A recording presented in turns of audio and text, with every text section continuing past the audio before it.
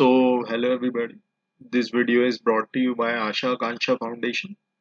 My name is Siddharth Singh Kiriyal, and in this video, I will be talking about matrix multiplication and how to make it faster uh, using Stressen's algorithm. So, the prerequisites for this video is that you should know some basics of regression, and I think by now you should be knowing most of the things that we will be using, at least the basic things. And then you should have some basic knowledge about the matrices, what is matrix and all that. You should know about matrix operations, and especially addition and multiplication. If you know all this, then you are good to go. So the topics that will be covered in this video are I will be mainly covering the matrix multiplication. I will be briefly explaining what is matrix multiplication, what is the naive approach of doing it. Then how do we solve the same using recursion method or the divide and conquer algorithm? And how do we use the Stressen's algorithm to make it faster? So let's get started. So first of all, matrix multiplication, I will be briefly explaining it. In matrix multiplication, we multiply square matrices, and in this, yeah, the part that we will be considering will only involve square matrices, and I will not be multiplying, at least I will be not be multiplying any other matrix. We will just be dealing with square matrices. Suppose both of these matrices are n cross n size, and so the remaining output matrix will also be n cross n size. X is the x and y, x multiplied by y is equal to, it gives z. So how do we actually multiply these matrices? We, for any I comma jth element cell of this particular Z matrix, we take the ith row of X matrix and jth row column of Y matrix, and for the Z I comma j, that is the Z I, this is the cell of this particular matrix Z, which is being just do the dot product of the ith row of X and jth column of Y. That is Zij is equal to summation of k from 1 to n, and x I comma k multiplied by yk comma j. So what will be the time complexity of this normal matrix multiplication?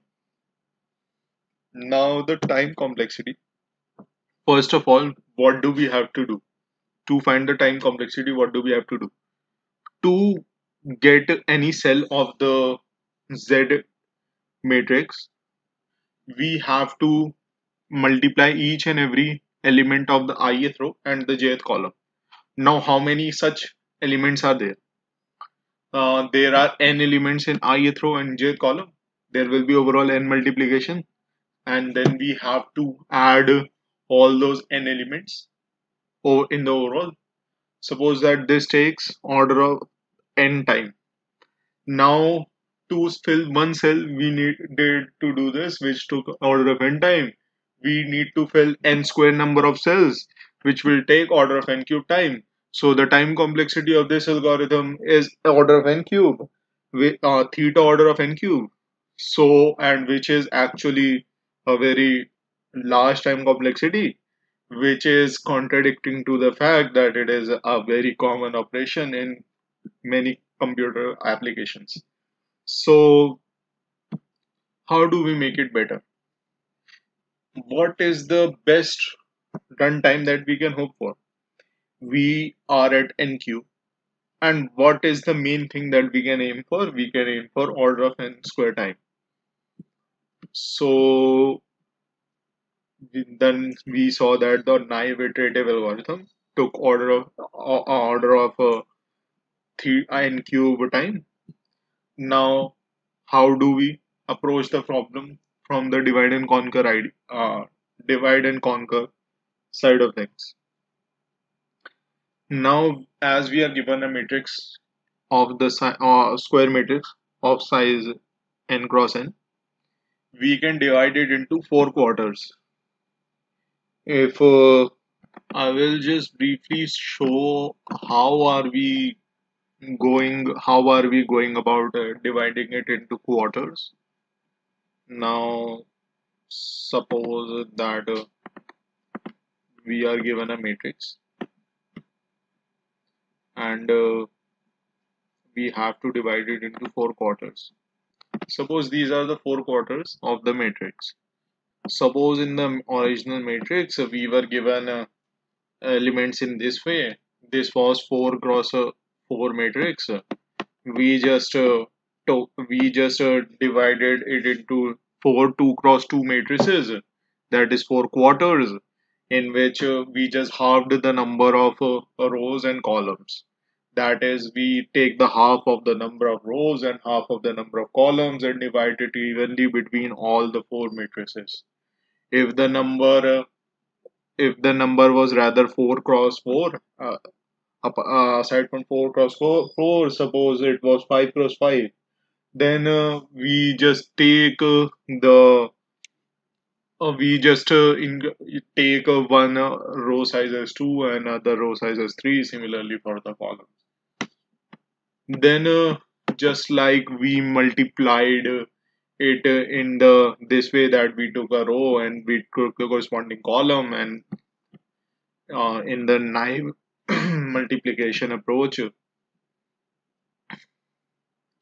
just like we took a row and took the column, and to calculate the value of certain cell, we just multiplied each and every element. Now suppose now in the this divide and conquer idea, you just have to remember this, that to calculate the matrix Z, you just have to do these calculations. That is, a simple way to remember it is that you just multiply it in the same way. You have to get the first cell of the Z matrix. You just take A, you just take the first row and the first column. You multiply A with E, B with G. Similarly, for the first row, second column, that is this cell, you take first row, second column, A with F, B with H, add both of them. Similarly, in this way, you can do this. You will, the multiplication will give you some matrices, and these multiplications will give you some matrices, and you can just simply add them. Will get an overall matrix. Similarly, on four of them, you will get some overall matrices. They will act as four quarters. You can just take all the thing as a one whole result, and you will get the multiplication answer. So this is the recursive algorithm. Now I will be discussing the time complexity of this recursive algorithm. How many? First of all, suppose if there was a function for your divide and conquer idea, what would this function do? This function would take in a matrix and give out its multiplication. That is, give out this a function will take in two matrices and produce the multiplication matrix. So this is the work of the function. Now, using the divide and conquer idea, you were dividing it into four equal parts. So divide the problem, you have divided it into four equal parts, and now you will use the combine approach. You will call the same function, uh, same algorithm to carry out these multiplications. How many number of multiplications are there? There are overall 8 multiplications and 4 additions. So in this case, first you to calculate the time complexity, you first calculate recursively compute these 8 products, and then you will do the additions. In the for the Master's theorem, if you just use the recursion tree, or you can simply see it that there are the rate of spawning is equal to 8, the rate of shrinking is equal to 2, and the work done outside all of this is the addition work, which is the addition of two matrices, which is always done in the order of n square time. So this is the overall formula, and you can apply the Master's theorem here. The A is equal to 8, B is equal to 2, and here D is equal to 2. You can apply it in the main formula. You can get n raised to power log 8 to the 2b 8 to the base 2, which is basically cube. So this is the order of n cube time. So this is the time complexity of the recursive algorithm. Now I will be discussing the Strasson's algorithm. The Strasson's algorithm is very much similar to the recursive algorithm. It is just that we have cleverly reduced the number of recursive computations from 8 to 7. And how do we do that? We take 7 very cleverly chosen products. I will show it in a short time. What are these products? Yeah, the addition and subtraction that will take the same time, and it is unavoidable, and we just have to use that only. The new formula will become this, and then you apply the master's theorem again, and you will get order of n cube to the power this something at this time complexity. And we have to see what is the runtime of the algorithm, because while seeing this might seem like a very small change, but when we draw the graph, then we can see that for the large values of n, because yeah, when you see the asymptotic analysis, then you always see that the we always consider for large values of n, large values of input, so that because it helps in scaling the size of projects. So we take large values of n, and we can see that the difference between both of them becomes larger and larger. So this actually helps in this thing. So suppose we divided our main matrix X. X was the left matrix in the multiplication, and Y was the right matrix in the multiplication.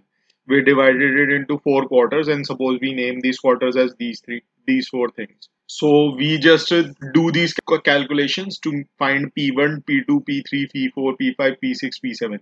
P1 is A into F minus H. That is, F is a matrix, H is another matrix. We just subtract H from F, and then we take the result. So you get this particular value. You find all the 7 products using these things, and then this value that we originally got, that we originally used in the divide and conquer approach, this will become equal to this only. You, after you will perform these calculations, if you replace these P5 with the corresponding values, then you can see that this will originally, these will eventually lead to these values only. So this becomes much more simpler now. Originally it was being done in 8 products, now it is being done in 7 products. We just have to add it. It will always take order of n square time, and yeah, now we use it in 7 products. So Strasson's algorithm gave us order of this complexity. Now if you can see, if you want to look at it, then at least 15 research papers have been published till 20 December 2020 on this topic, and the current best runtime is this, which is the efforts of Josh Allman and Virginia Williams in the 21. So yeah, thank you very much. I hope you understand everything in the video. In the next video, we will be talking about the how to determine the closest pair of points in a given plane. So thank you very much.